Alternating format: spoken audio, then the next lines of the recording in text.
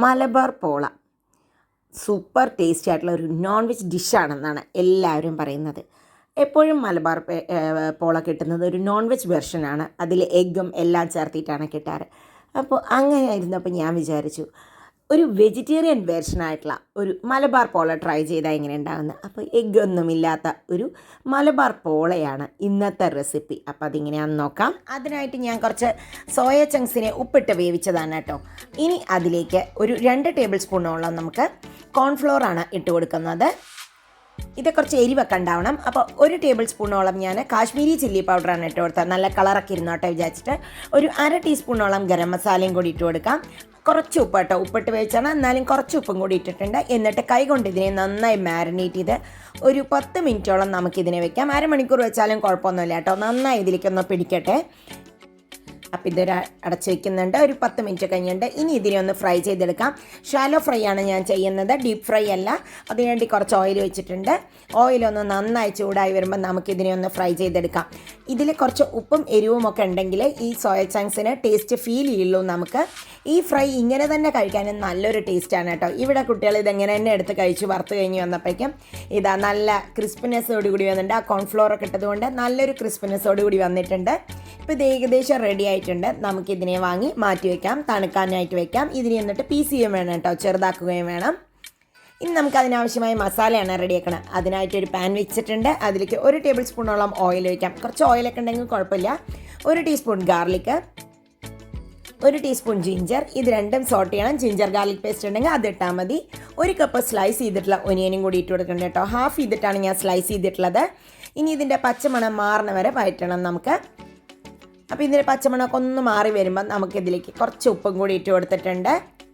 ഒരു 2 പച്ചമുളകും കൂടി ചെറുതായി അരിഞ്ഞതിട്ട് കൊടുക്കാം. പൊതുവെ നോൺ വെജ് എന്ന് പറഞ്ഞാൽ തന്നെ കുറച്ച് എരിവൊക്കെ ഉണ്ടാവണമല്ലോ. ഇനി അതിലേക്ക് ഒരു 1/2 കപ്പ് ഗ്രീൻ ക്യാപ്സിക്കം കൂടിയിട്ട് ജസ്റ്റ് ഒന്ന് സോട്ട് ചെയ്താൽ മതി. ഗ്രീൻ ക്യാപ്സിക്കത്തിൻ്റെ ടേസ്റ്റ് ഒന്നും മാറാൻ പാടില്ല. ഇപ്പോൾ ഏകദേശം രണ്ടും കൂടി മിക്സായി റെഡി ആയിട്ടുണ്ട് കേട്ടോ. ഇനി നമുക്ക് ആവശ്യത്തിനുള്ള മസാലകളാണ് ചേർത്തി കൊടുക്കുന്നത്. ഒരു പിഞ്ച് മഞ്ഞൾപ്പൊടി ഇട്ട് കൊടുക്കാം. ഒരു 1/2 ടീസ്പൂൺ മുളക് പൊടി, 1/2 ടീസ്പൂൺ കാശ്മീരി ചില്ലി പൗഡർ, ഒരു 1/2 ടീസ്പൂൺ കുരുമുളക് പൊടി, 1/2 ടീസ്പൂൺ മല്ലിപ്പൊടി, ഒരു 1/2 ടീസ്പൂൺ ഗരം മസാല. ഇതിനെ നന്നായി ഒന്ന് മിക്സ് ചെയ്തെടുക്കാം. ഓയിൽ കുറവാണ് തോന്നുകയാണെങ്കിൽ കുറച്ച് ഓയിലും കൂടി ഒഴിച്ചു കൊടുക്കാം കേട്ടോ. അതിനൊന്നും മടിക്കേണ്ട ആവശ്യമില്ല. ഞാൻ കുറച്ച് ഓയിൽ ഉണ്ടാക്കണോ എന്ന് മാത്രം. ഇനി ഇതിലേക്ക് ആ വറുത്ത് വെച്ചിട്ടുള്ള സോയ ചങ്ക്സും കൂടി ഇട്ട് കൊടുക്കാം. ഞാനിതൊന്ന് തണുക്കുമ്പോൾ കൈ കൊണ്ട് നന്നായിട്ട് ചെറുതാക്കി മുറിക്കുന്നുണ്ട് കേട്ടോ. ഇതിപ്പോൾ നന്നായി ആ മസാലയ്ക്ക് അതിലേക്കൊന്ന് പിടിക്കട്ടെ. ഇതിങ്ങനെ വേണമെങ്കിൽ കഴിക്കാൻ നല്ല ടേസ്റ്റ് ആയിട്ടുണ്ട്. ഒരു 2 മിനിറ്റ് ഇതിങ്ങനെ ഒന്ന് ഫ്രൈ ചെയ്തെടുക്കാം നമുക്ക്. ഇനി ഓഫ് ചെയ്യാൻ പോകണം. ഓഫ് ചെയ്യുന്നതിന് മുമ്പായിട്ട് കുറച്ച് നിറയെ നമ്മൾ മല്ലിയിലയും കൂടി ഇട്ട് കൊടുക്കാം. അപ്പം നല്ല മസാല സൂപ്പറായി റെഡി ആയിട്ടുണ്ട്. ഇത് തണുക്കാം, നൈറ്റ് വെക്കാം നമുക്ക്. ആ ടൈം കൊണ്ട് നമുക്ക് ഇതിന് പാകത്തുള്ള ബാറ്ററും കൂടി റെഡിയാക്കിയിട്ട് വരാം.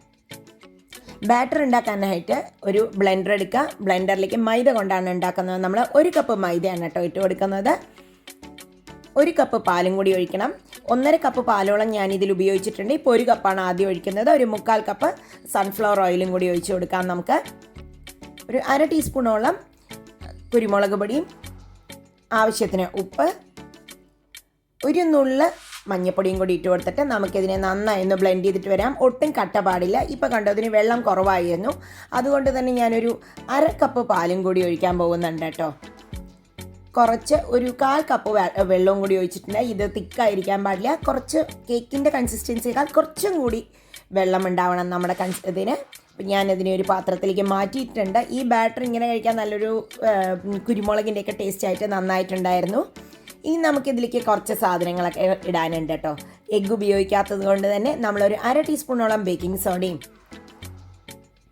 ഒരു 1/4 ടീസ്പൂണോളം ബേക്കിംഗ് പൗഡറും കൂടി ഇട്ട് കൊടുക്കാം. ഇതിനെ നന്നായി ഒന്ന് മിക്സ് ചെയ്തെടുക്കാം. വെള്ളം പോരാ എന്ന് തോന്നുകയാണെങ്കിൽ നിങ്ങൾക്ക് കുറച്ചും കൂടി വെള്ളം ആഡ് ചെയ്യാം കേട്ടോ. ഒരുപാട് വെള്ളം പോലെ ആവാനും പാടില്ല. ഇത് ഒട്ടും ലംസ് ഇല്ലാതെ റെഡിയായി വന്നിട്ടുണ്ട്. ഇതാണ് നമ്മുടെ കൺസിസ്റ്റൻസി. ഇനി നമുക്ക് കുക്ക് ചെയ്തെടുക്കാം. പോള റെഡിയാക്കാം. പോള റെഡിയാക്കുന്ന ഒരു ഡബിൾ ബോയിലിംഗ് പോലെയാണ് കേട്ടോ. അപ്പോൾ അതിനായിട്ട് ഒരു നോൺ സ്റ്റിക്ക് പാൻ ആദ്യം വെക്കുക. പിന്നെ അതിൻ്റെ മുകളിൽ ഒരു സോസ് പാനോ നോൺ സ്റ്റിക്കിൻ്റെ ഒരു സോസ് പാൻ എന്തെങ്കിലും വെക്കുന്നതാണ് നല്ലത്. എൻ്റെ കയ്യിൽ സോസ് പാനില്ല, അതുകൊണ്ട് തന്നെ ഞാനൊരു ബേക്കിംഗ് ട്രേ ആണ് ഉപയോഗിക്കുന്നത് കേട്ടോ. അതിൽ നന്നായി ഓയിൽ ഇങ്ങനെ സ്പ്രെഡ് ചെയ്ത് കൊടുക്കുക. ഇനി പകുതി ബാറ്റർ അതിൽ ഒഴിച്ച് കൊടുക്കുക കേട്ടോ. ഒരുപാട് ഫുൾ ബാറ്റർ അതിൽ ഒഴിക്കരുത്, ഒരു പകുതിയിൽ താഴെ ബാറ്റർ ഒഴിച്ച് കൊടുത്താൽ മതി. അതൊരു 5 മിനിറ്റ് നമുക്കിതിനെ ഒന്ന് അടച്ച് വെച്ച് കുക്ക് ചെയ്യണം. ലോ ഫ്ലെയിമിൽ വേണം കേട്ടോ കുക്ക് ചെയ്യാനായിട്ട്. ഇത് ഒരു 5 മിനിറ്റ് കഴിഞ്ഞിട്ടുണ്ട്. ഇപ്പോൾ ഒന്ന് അടിയൊക്കെ ഒന്ന് കുക്കായിട്ടുണ്ട്. ഇനി അതിൻ്റെ മുകളിലേക്ക് നമുക്ക് ആ 3/4 ഭാഗം മസാല ഇട്ട് കൊടുക്കുക. ഫുൾ ഇട്ട് കൊടുക്കരുത്. പിന്നെ ശ്രദ്ധിക്കേണ്ടത് സൈഡിൽ ഒരുപാട് മസാല പോവണ്ട കേട്ടോ, നടുവിലും ഇതായിട്ട് ഒഴിക്കുന്നതാണ് നല്ലത്. ഇനി നമുക്ക് ഇതിലേക്ക് ബാക്കിയുള്ള ബാറ്ററും കൂടി ഒഴിച്ചു കൊടുക്കാം. ബാറ്റർ ഒഴിക്കുമ്പോൾ സൈഡിലൂടെ ഒഴിച്ചു കൊടുക്കുക. സൈഡാണ് ഫില്ലാവേണ്ടത്, ഇല്ലെങ്കിൽ നമ്മുടെ പോള വിട്ട് പോകും. നമ്മുടെ കറക്റ്റായിട്ട് അത് ഫുള്ളായിട്ട് സ്റ്റഫ് ചെയ്തപോലെ നിൽക്കില്ല. അതുകൊണ്ട് തന്നെ അങ്ങനെ ഒഴിച്ചു കൊടുക്കുന്നതാണ് നല്ലത്. അപ്പോൾ ഇതാ റെഡി ആയിട്ടുണ്ട്. ഇനി ഇതിൻ്റെ മുകളിലേക്ക് ബാക്കിയുള്ള മസാലകളും കൂടി ഇട്ട് കൊടുക്കണം കേട്ടോ. ഈ മസാല മുകളിലിട്ട് കൊടുക്കണം നിർബന്ധമൊന്നുമില്ല, പക്ഷെ അത് കുക്കായി വരുമ്പോൾ നമുക്ക് ഫ്ലിപ്പ് ചെയ്തിട്ട് മറിച്ചിടുമ്പോൾ നല്ലൊരു ടേസ്റ്റ് വരും. ഈ മോൾ ഭാഗമൊക്കെ കാണുമ്പോൾ നല്ല കളറും ഉണ്ടാവും. ഇത് സോസ് പാൻ നിങ്ങളുടെ വലിയ സോസ് പാനാണ് കുക്ക് ചെയ്യുന്നത് വെച്ചാൽ ഇത് ഇത്ര സമയം എടുക്കില്ല. എനിക്കിത് ചെറിയ പാൻ ആയതുകൊണ്ട് 1 മണിക്കൂറോളം എടുത്തു കേട്ടോ. ഇതൊരു 20 മിനിറ്റ് ആകുമ്പോൾ കണ്ടോ പൊന്തി വന്നിട്ടുണ്ട്. ഇനിയൊരു 40 മിനിറ്റും കൂടി എനിക്ക് കുക്ക് ചെയ്യണമായിരുന്നു. ഇതപ്പോൾ 1 മണിക്കൂർ കഴിഞ്ഞു എൻ്റെ കുക്ക് ചെയ്ത് വരാൻ. ഞാനൊരു ടൂത്ത് പിക്ക് ഇട്ട് കുത്തി നോക്കുന്നുണ്ട്. പെർഫെക്റ്റായി കുക്കായിട്ടുണ്ട്. ഇതൊന്ന് നമുക്ക് പുറത്തേക്ക് എടുക്കാം. ഞാൻ എൻ്റെ പുറത്തെടുത്ത് ഒരു 5 മിനിറ്റ് കഴിഞ്ഞിട്ട് നമുക്കത് എടുക്കാൻ പറ്റുള്ളൂ. കേക്കിൻ്റെ ട്രേ ആയതുകൊണ്ട് നിങ്ങളിപ്പോൾ നോൺ സ്റ്റിക്കിൻ്റെ പാനാണ് ഉപയോഗിക്കണമെങ്കിൽ ഇത്ര പോലും ബുദ്ധിമുട്ടില്ലാതെ നിങ്ങൾക്ക് വളരെ ഈസി ആയിട്ട് തന്നെ മറിച്ചിടാൻ കിട്ടും. ഇനി നമ്മൾ ഈ ടോപ്പ് പോർഷനെ ഒന്ന് ഫ്രൈ ചെയ്തെടുക്കാൻ പോകണം കേട്ടോ. അതിനായിട്ടൊരു പാൻ വെച്ചിട്ട് അതിനൊന്ന് ജസ്റ്റ് ഒരു ഗോൾഡനിഷ് ആക്കാൻ വേണ്ടിയിട്ട് കുറച്ച് ഓയിൽ ഇതുമാതിരി അങ്ങോട്ട് ആക്കി കൊടുക്കാം നമുക്ക്. ഇനി അതിനെ ഒന്ന് കമത്തി അങ്ങോട്ട് ഇട്ട് കൊടുക്കാം. അപ്പോൾ ആ ടോപ്പ് പോർഷനും കൂടി നല്ല ഗോൾഡൻ കളറിലാവും. ഒരു 2 മിനിറ്റ് ഇങ്ങനെ ഒന്ന് കുക്ക് ചെയ്യാം നമുക്ക്. ഇത് ഞാൻ കുക്ക് ചെയ്യുന്ന ഒരു മീഡിയം ഫ്ലെയിമിലായിരുന്നു. ഇനി നമുക്കിതായിട്ടുണ്ടാകും നോക്കാം. എന്നിട്ട് മറിച്ചിടാം. ഇതാ മറിച്ചിടുന്നത് കണ്ടോ, സൂപ്പറായിട്ട് അത് കാണുമ്പോൾ തന്നെ കഴിക്കാൻ തോന്നും. ഇത് കഴിച്ചൊരു നോൺ വെജ് കഴിക്കുന്ന ഒരാൾ കഴിച്ചിട്ട് സൂപ്പറായിട്ടെന്ന് എന്നോട് പറയുകയും ചെയ്തു കേട്ടോ. ഇതൊന്ന് തണുക്കണം. തണുത്തതിന് ശേഷം മാത്രമേ കട്ട് ചെയ്യാൻ പറ്റുള്ളൂ. നമ്മൾ കേക്കൊക്കെ ഒന്ന് തണുത്തതിന് ശേഷമല്ലേ കട്ട് ചെയ്യുന്നത്. അപ്പോഴേ അതിൻ്റെ കൺസിസ്റ്റൻസിയൊക്കെ നമുക്ക് പെർഫെക്റ്റ് ആയിട്ട് അറിയാൻ പറ്റുള്ളൂ കേട്ടോ. ഇതിന് നല്ലൊരു ഫ്ലേവറൊക്കെ വരുന്നുണ്ടായിരുന്നു ആ സോയ ചങ്ക്സിൽ ഉള്ള മസാലയുടെയൊക്കെ ആയിട്ട്. ഇതൊന്ന് ജസ്റ്റ് ഒന്ന് തണുക്കാനായിട്ട് വെക്കാം. വെജിറ്റേറിയൻ വേർഷൻ എഗ്ലെസ് ആയിട്ടുള്ള വെജിറ്റേറിയൻ പോള അങ്ങനെ റെഡിയായി വന്നിട്ടുണ്ട്. ഇത് നിങ്ങൾക്ക് നോമ്പ് തുറക്കൊക്കെ ഉണ്ടാക്കാം. ഇത് നമുക്ക് അന്ന് കട്ട് ചെയ്ത് നോക്കാം കേട്ടോ. ഈവനിങ് ചായക്കൊക്കെ ഉണ്ടാക്കാം. രാവിലെ ഉണ്ടാക്കി വെച്ചാൽ നിങ്ങൾക്ക് ഈവനിങ് ചായക്കൊക്കെ ഇതെടുക്കാം നന്നായിട്ട്. അപ്പോൾ ഇതാ ഞാൻ ഇതിനെ ഒന്ന് കട്ട് ചെയ്ത് ഇങ്ങനെ നോക്കുന്നുണ്ട്. എല്ലാം പെർഫെക്റ്റായി കുക്ക് ചെയ്ത പോലെയാണ് കാണുമ്പോൾ തോന്നുന്നത് കേട്ടോ. ഇതാ പെർഫെക്റ്റ്ലി കുക്ക്ഡ് കണ്ടോ. നടുവിൽ സ്റ്റഫിങ് മുകളിലും താഴത്തുള്ള ലെയറൊക്കെ നന്നായി കുക്കായിട്ടുണ്ട്.